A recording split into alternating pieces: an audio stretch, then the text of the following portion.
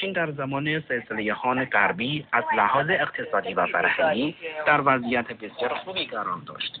با توجه به برتری کشورمان در جهان در آن دوران، نیازها به کاغذ فراوان بود.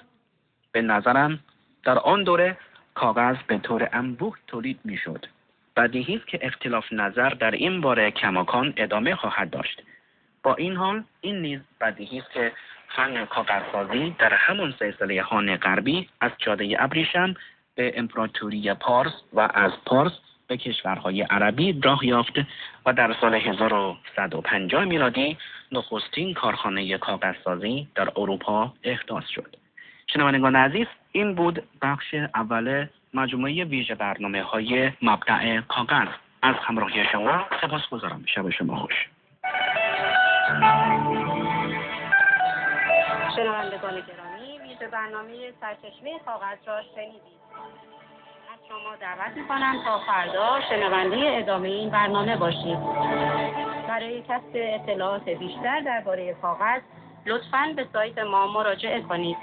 آدرس ما persian.cri.cn.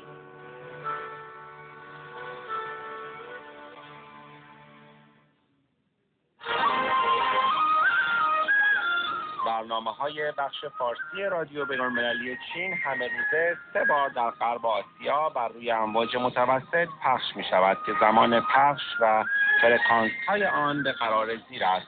نوبت اول از ساعت 19:30 تا 20 به وقت ایران بر روی طول موج متوسط فرکانس‌های 9570 و 9600 کیلوهرتز. نوبت دوم از ساعت 19:30 تا 20 به وقت ایران بر روی طول موج متوسط فرکانس‌های 7415 و 9670 کیلوهرتز. و نوبت سوم از ساعت 23 تا 23:30 به وقت ایران بر روی طول موج متوسط فرکانس‌های 7415 و 9670 کیلوهرتز.